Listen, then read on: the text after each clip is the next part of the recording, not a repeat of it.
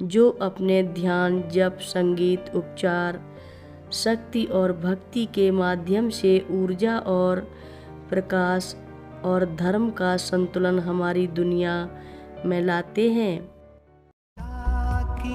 सलिल चंदन चर्चिताय नंदीश्वर प्रमथनाथ महेश्वराय मंदार पुष्प बहु पुष्प सुपूजिताय तस्मै मकाराय नमः शिवाय। रक्षा सूत्र चैनल पर सभी भक्तों का स्वागत है। हम सभी भक्तों को महान संत नीप करोरी बाबा जी महाराज की अद्भुत पावन कथाएं सुनाने जा रहे हैं। कृपया सभी भक्त ध्यान से सुने।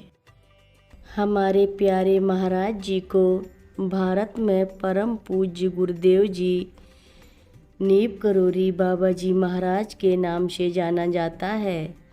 उन्हें अब तक पृथ्वी पर चलने वाले सबसे महान प्राणियों में से एक के रूप में सम्मानित किया जाता है और अक्सर उन्हें हनुमान जी का पुनर्जन्म और गुरुओं का गुरु कहा जाता है। महाराज जी के अस्तित्व का विरोधाभास यह है कि भारत और अन्य जगहों पर उनका सत्संग कितना ही पूजनीय और कितना भी बड़ा क्यों न हो, महाराज जी स्वयं अनिवार्य रूप से एक रहस्य ही बने रहते हैं। बहुत से लोगों ने उनके बारे में सुना है, समाचारों पर उनके लेख देखे हैं, उनके चित्र भी देखे हैं और उनके मंदिरों में भी गए हैं, लेकिन जीवित महाराज जी जिन्हें हम जानते हैं वे कुछ चुनिंदा लोगों को ही प्रकट करते हैं। मेरी राय में वह आउटसोर्सिंग के बड़े मास्टर हैं। उन्होंने रामदास को पश्चिम में ज्ञान का प्रसार के लिए भेजा, कृष्णदास को पश्चिम में गाने के लिए, स्टीव जॉब्स को व्यक्तिगत कंप्यूटिंग बनाने के लिए और दुनिया के कई हिस्सों में अपने काम के लिए कई अन्य लोगों को भेजा है।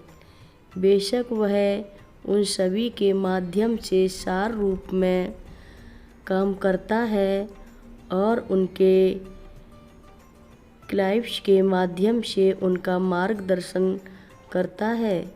स्टीव जॉब्स को जब टर्मिनल कैंसर का पता चला तो उन्होंने एक साथी भक्त को फ़ोन किया और कहा कि उनका ज़िंदगी का एक बड़ा अफसोस यह है कि वह महाराज जी से कभी नहीं मिले।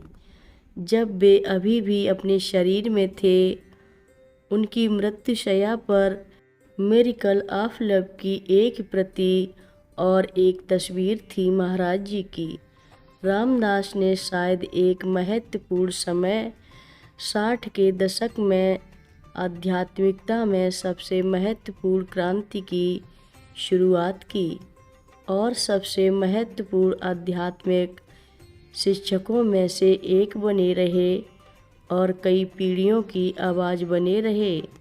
कृष्णदास अभी भी सबसे लोकप्रिय और महत्वपूर्ण संगीतकारों में से एक हैं, जो संगीत के माध्यम से शांति और सद्भाव ला रहे हैं। इसके अलावा अगर हम दुनिया को ऊर्जा के संदर्भ में देखें तो यह वास्तव में बहुत बड़ी और जटिल जगह है। मानव जटिलताओं की डिग्री बदलती है और एक पूरे के रूप में मानव पागलपन की आवृत्ति है काफ़ी बड़ी। जरा देखिए कि विश्व युद्ध के समय क्या हुआ था।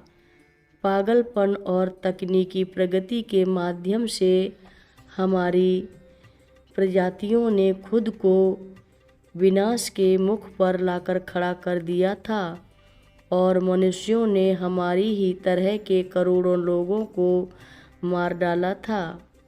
यह अभी ख़त्म नहीं हुआ। आज भी जारी है। वहाँ युद्ध के इतने भिन्न प्रकार के हैं और मानवीय पीड़ा के स्तर अपने चरम पर हैं। संयुक्त राज्य अमेरिका द्वारा हिरोशिमा और नागासाकी पर बमबारी के बाद, जैसा कि हम जानते हैं कि दुनिया कुछ पागल व्यक्तियों के हाथों में है जो एक बटन दबाने के साथ मानवता को मिटा सकते हैं। आप देखिए, इसलिए दुनिया को संतुलन बनाए रखने के लिए देवताओं, संतों और शांति के सैनिकों की ज़रूरत है। महाराज जी जैसा व्यक्ति लाखों पागल राक्षसों को भी सकारात्मकता से भर देता है।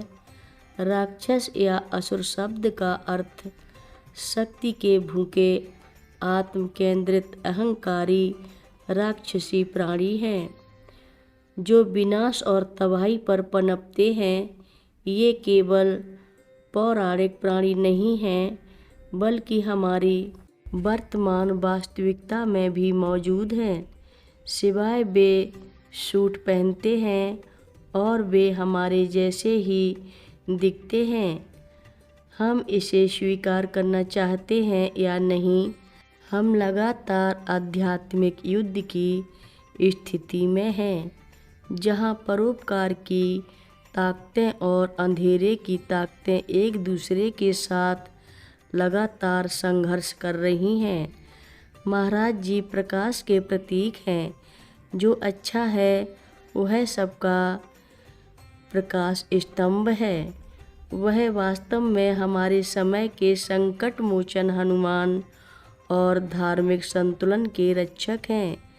बेशक प्रकाश के कई देवता और कई संत और कई साधु हैं जो अपने ध्यान, जप, संगीत, उपचार, शक्ति और भक्ति के माध्यम से ऊर्जा और प्रकाश और धर्म का संतुलन हमारी दुनिया में लाते हैं।